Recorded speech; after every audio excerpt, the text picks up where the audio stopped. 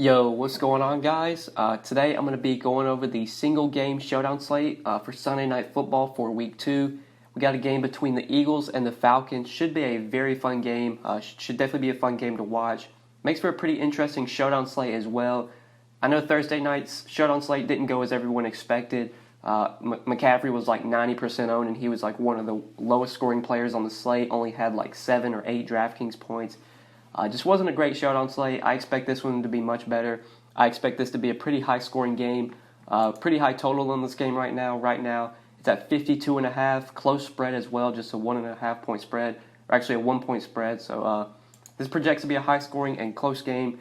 Should be a very fun game to watch. We're going to talk through this showdown slate, look at some different roster builds, see how we want to build out a lineup, who we want to play as our captain. Just talk through all the playable guys. Before we do get started, though, I would appreciate it if you would drop a like on the video. If you do enjoy this video, make sure you hit the like button. Make sure you subscribe to the channel if you have not already. I do really appreciate that. And after you subscribe, be sure to click the bell icon so that way you'll get a notification every time that I upload. And if you have any comments, any questions, any feedback, feel free to leave any comments, questions, feedback down below in the comment section.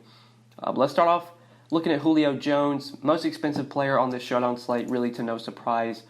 I really like this matchup for Julio Jones. I think this is a great spot for him facing an Eagles team that did allow a lot of receptions to number one receivers last year. Julio at home as well has just always been better when he's been at home and in the dome. And the Falcons just as a team have been much better when they played at home. I think Julio is the top projected player on this slate. It's not really close. If I can fit him in at captain, he's the captain that I want to go to. But there are guys for cheaper that give you kind of similar upside. Like you have a Zach Ertz for $2,200 cheaper. You could play at captain. Deshaun Jackson, we saw the kind of upside that he has. He's a little bit cheaper. I want to get a Julio in my lineup, whether it's captain or in the flex spot. So going down to a cheaper captain might be the way to go. You got the two quarterbacks, Wentz and Ryan, who you could definitely play. If you're playing Julio in your captain, then you probably want to pair him with Matt Ryan. If you're playing a guy like Zach Ertz or Deshaun Jackson or Alshon Jeffrey as your captain, you probably want to pair him with Carson Wentz. You want to have that correlation because if you've got the pass catcher in the captain slot, you're obviously expecting him to have probably one of the better games on the slate, which is probably going to lead to the quarterback having a good game as well. So talking about the stud plays, Julio's my favorite captain if I'm paying up, but I feel like there are some good options in this mid-range we can go to a captain. I want to start off with the Zach Ertz build. See what kind of lineup we can build out with Zach Ertz as our captain because I think Ertz gives you a lot of upside here against the Falcons. I do like this matchup for Ertz. He's just a really talented tight end, one of the best in the league. We know this Atlanta team really struggles to defend pass-catching running backs. They're also a team you can definitely attack with tight ends, especially a talented tight end like Zach Ertz. Going to him at captain is going to allow you to probably get one of the quarterbacks in, and it's probably going to allow you to fit Julio Jones in as well. So if we're playing Ertz as our captain, we probably want to pair him with Carson Wentz because if Ertz goes off, good chance that Carson Wentz is having a pretty good game as well. I told you guys I want to get Julio in there as much as possible. I think Julio's just by far the highest upside play on the slate, has the most upside out of anybody, could go for 40 DraftKings points and nobody would really be surprised. So once you go Ertz as your captain, then you go Wentz and Julio, you're left with 4,600 remaining per player. Talking about like the cheap plays on this slate, there's one guy I really want to hit on that I think is going to be a valuable cheap option. So I mentioned that Atlanta really struggles to pass-catching running backs. Darren Sproles is only 3,600 on this showdown slate.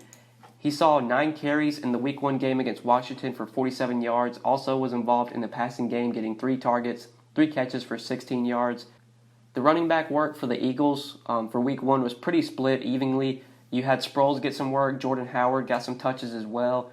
And Miles Sanders got some touches as well. Looking at Sanders, I think he got 11 carries and 2 targets. Jordan Howard, he got 6 carries and 3 targets. And then we mentioned Sproles. Sproles got 9 carries and 3 targets. So looking at touches for Week 1 for the Eagles with their running backs, I think Sanders and Sproles both had the same amount with 12 or 13, and then Howard got like 8 or 9 touches. All these guys are going to get some work, but I expect Sproles, even in this matchup with the Falcons team that does struggle to pass-catching running backs, he's probably going to have the most success, especially if the Eagles trail in this game and they're going to have to throw more, which is a possibility. I really like him as a value. He's only 3,600. If you were to plug him in there, then that would leave you 5,100 remaining per player. There's multiple ways you can go here with these last two spots. You could probably plug in a kicker or a defense. I don't really want to go to the defenses here because I just don't think this is a game where defense is going to prevail. I think this is probably going to be a high-scoring game. The Falcons D is 3,800. The Eagles D is 4K. Neither are on my radar. I think I would rather play the kickers, either Elliott or Bryant, 3,200. But you could even go to a guy like Nelson Aguilar. He's not going to project well, but he's only 2,800. He's going to see some targets. I think he played about 60% of the snaps in the Week 1 game. He's obviously behind Deshaun Jackson. He's behind Alshon Jeffrey in the depth chart, but can still see probably 4, 5, 6 targets.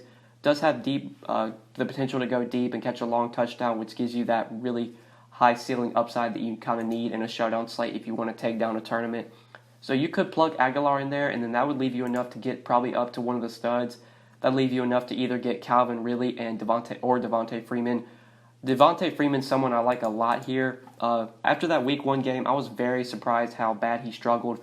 Just 8 carries for 19 yards, 4 targets, 3 catches for 12 yards, only 5 DraftKings points in the Week 1 game for Freeman. I expect a much better performance here. It's not a great matchup. The Eagles do have a pretty stout run defense, but Freeman can just do so much in the passing game. He could be a workhorse back if they give him the work, but obviously the Falcons are trying to get Ito Smith involved as well. With Tevin Coleman no longer on the team, I was expecting Freeman to be kind of a workhorse back, to get like double-digit carries, close to 7, 8 targets a game. I don't know if we're going to get that from Freeman, but I still think he gives you a ton of upside. If they get down to the red zone, he's going to be the guy punching it in most likely. In pass down situations, he's probably going to be on the field as well. So Devontae Freeman at 7K is a guy you could go to. That gives you a ton of upside in this lineup. This is a lineup that I like quite a bit. But if you don't want to go with Aguilar, he is pretty risky. You could probably go up to either the kickers or you could get to like Austin Hooper. Probably wouldn't go with Miles Sanders since we got Sproles in there, and I don't think you want to play both running backs. But if you go with either Hooper or Sanu, that leave you enough for 5,200, so you could play those two guys together. You got a lot of Atlanta exposure. You got 3 Atlanta pass catchers without Matt Ryan, which seems a bit questionable, but if you want to do that route, you could. I'd probably go the other way, though, probably play Aguilar, even though he's a bit risky at 2,800. Then you can go with Devontae Freeman. Devontae Freeman's someone I do like. So that's a different build that you could do. I want to try and build out a lineup with Julio as captain because that's definitely going to be something to talk through. If you're playing Julio at your captain, you probably want to have Matt Ryan in there. You're going to need value, so I talked about some of the values I like. I like Darren Sproles a lot in this matchup at 3,600. That's going to give you enough value to get up to 61, 66 remaining per player. So there's multiple ways you can go here. If you wanted to try and fit in one of the top 2 guys, whether it's Carson Wentz or Zach Ertz, you could probably do so. You're just going to have to go down to like this Austin Hooper, Miles Sanders range. So let's put in Ertz at 9,200. Probably have to play Hooper at 4,600. That'd leave you enough to get either Jordan Howard, but I don't think you want to go to Jordan Howard since, like I said, you've already got Sproles in there. You could either go to the defense or the kickers. I usually try not to do that, but if you want to make the lineup work, I could see plugging in one of the kickers in there to do so. I'd probably take the kickers over the defenses in this spot.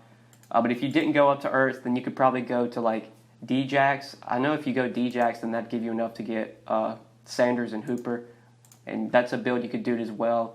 Like I said, I didn't want to play Sproles and Sanders together because you got 2 running backs, but there's a chance you get double-digit DraftKings points from both guys, which probably could be good enough. Probably the best route to go with this lineup would be to like these mid-tier guys. Plug Sproles in there as a value. With that 61, 66 for 3 spots, you probably want to go like 2 mid-tier guys, or even you could go down to Aguilar if you want to take a shot on him. If he's really low owned, he definitely would be someone that I'd be overweight on in tournaments. Especially if I was playing multiple lineups, he'd be someone that I want to have exposure to.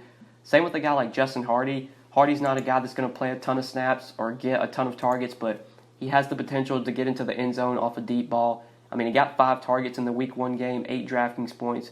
Obviously, if he gets 8 DK points, that's not going to be good enough, but we've seen Hardy have some games where he just kind of breaks free, gets a long touchdown, or maybe they get in the red zone, they run like 4 wide receiver set, and Hardy just gets open for a touchdown. So that could totally be possible. Wouldn't be someone I'd go too crazy on with my exposure, but just a guy I'd want to have in my player pool, and would probably want to get into some lineups if I was playing multiple lineups.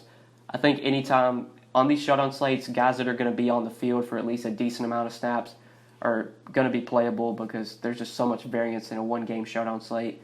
So you could go Hardy or you could go Aguilar as well, and then that would give you enough to play whoever you wanted. But if you plugged in Aguilar at 2,800, I think I'd prefer him over Hardy because I think Aguilar just gives you more upside.